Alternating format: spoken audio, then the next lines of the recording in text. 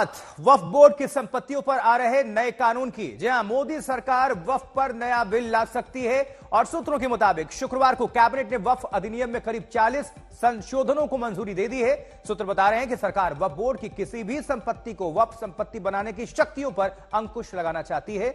40 प्रस्तावित संशोधनों के मुताबिक वक्फ बोर्ड द्वारा संपत्तियों पर किए गए दावों को अनिवार्य रूप से सत्यापन किया जाएगा, जो कि जरूरी है। आंकड़ों में वक्फ कानून, मूल कानून 1954 में तैयार हुआ। पिछला बदलाव कब हुआ था? यूपीए के कार्यकाल में 2013 में, जहां असीम शक्तियां एक तरह से दी गई थी वक्फ बोर्ड को। और इस बार संशोधन कितने में? 40। कुल वक्फ बोर्ड 30 है। तो बेसिकली ऑल इन ऑल ये जो है, ये पूरे इस तरह का, अगर ये मीडिया रिपोर्ट सही है तो मोदी सरकार ये चाह रही है कि ये पूरे वक्फ बोर्ड की प्रॉपर्टीज को छीन लिया जाए, इनको मुसलमानों से छीन लिया जाए।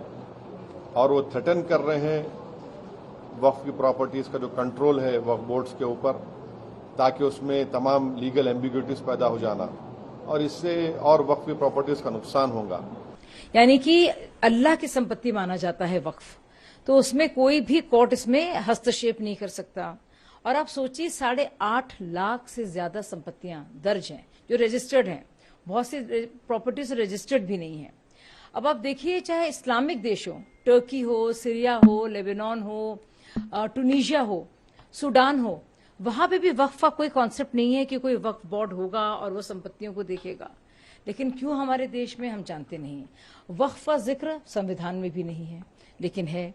अब इसमें इतना, देखिए, कोई क्या कहता है नहीं कहता है ये अलग विषय है, लेकिन सरकार के सामने समय अनुसार अगर अमेंडमेंट किया जाता है, संशोधन किया जाता है, तो मुझे लगता है कि समय की ज़रूरत होती है। तो उस पर किसी तरह का विरोध करना या उस पर राजनीति करना, मुझे लगता है कि ये अच्छी बात नहीं है। बैठकर बातचीत होनी चाहिए। कल प्रस्ताव आएगा, उस पर चर्चा होनी चाहिए, न कि राजनीति। जो सेकुलर पार्टियां इनके साथ लगी हुई हैं, चाहे वो जेडीयू हो या तेलुगु देशम पार्टी हो या बीजू जनता दल हो, क्या उन लोगों को नहीं सोचना चाहिए? तो मुसलमानों के वोट से आते हो और ये आए दिन मुसलमानों पे हमला कर रहे हैं, तो हमें शर्म आनी चाहिए, इनसे समर्थन वापस ले लेना चाहिए। या तो इनको बोलना चाहिए कि अगर ऐसी बातें करोगे तो हम समर्थन वापस ले लेंगे। कम से कम दबाव तो बनाए। वो बिल्कुल सामने देखकर तमाशा देख रहे हैं। इसलिए मुसलमानों को यह भी सोचना पड़ेगा, उन सेक्युलर पार्टियों के लिए। तो वक्फ कानून की तैयारी पर सुप्रीमो समाजवादी पार्टी के अखिलेश यादव ने भी सरकार पर तीखा प्रहार किया। उन्होंने कहा कि बीजेपी के हिंदू मुस्लिम के सिवा कोई मामला नहीं भारतीय जनता पार्टी के पास। वह बिल को लेकर अखिलेश यादव का यह बयान, बीजेपी के पास हिंदू मुसलमान के अलावा कुछ नहीं है। बीजेपी के पास हिंदू मुस्लिम या मुसलमान भाइयों को कैसे उनके अधिकारों को छीना जाए, उनकी अधिकार जो मिले हैं, जिन्हें आजादी के अधिकार हैं या उनके स्वतंत्र जो अधिकार हैं, उनके अपने धर्म को लेकर के अपनी कामकाज की व्यवस्था को बनाए रखने के लिए। और केवल वक्फ बोर्ड नहीं, हमारे मुख्यमंत्री देखिए कितने समझदार हैं सरकार के। उन्हें उर्दू में ये पता लगा कि नुज़ूल उर्दू शब्द है। उन्हें समझाते रहे अधिकारी कि नजूल का मतलब कुछ और है, लेकिन उन्होंने कहा नहीं, नजूल मतलब मुसलमानों की जमीन है ये।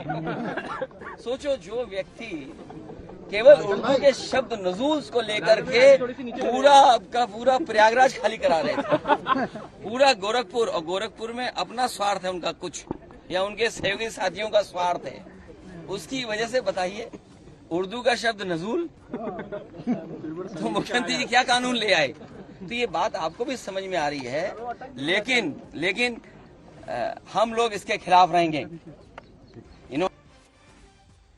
तो नजूल संपत्तियों को लेकर पूर्व बीजेपी सांसद ब्रजभूषण ने यूपी सरकार को चेतावनी दी है। उन्होंने कहा है कि अगर नजूल संपत्ति कानून बना तो उत्तर प्रदेश में भूचाल आ जाए। ब्रजभूषण ने दावा किया है कि गोंडा और अयोध्या जैसे शहर नजूल संपत्तियों पर बसे हैं।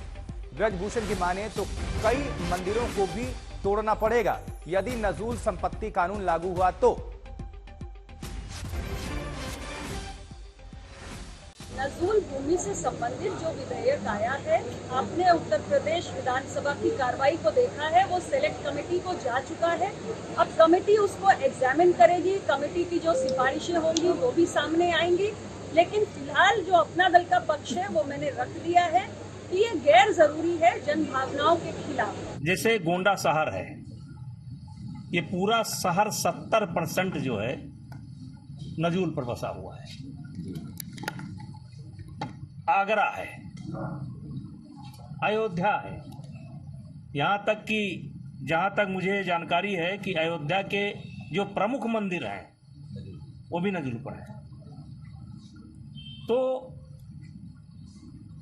इस तरीके से एक मंदिर नहीं टूटेंगे, हजारों टूटेंगे।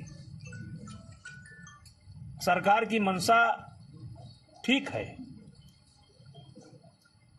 लेकिन उनको शायद ये नहीं पता था, या उनको ये नहीं पता है कि कितने लोग बसे हुए हैं।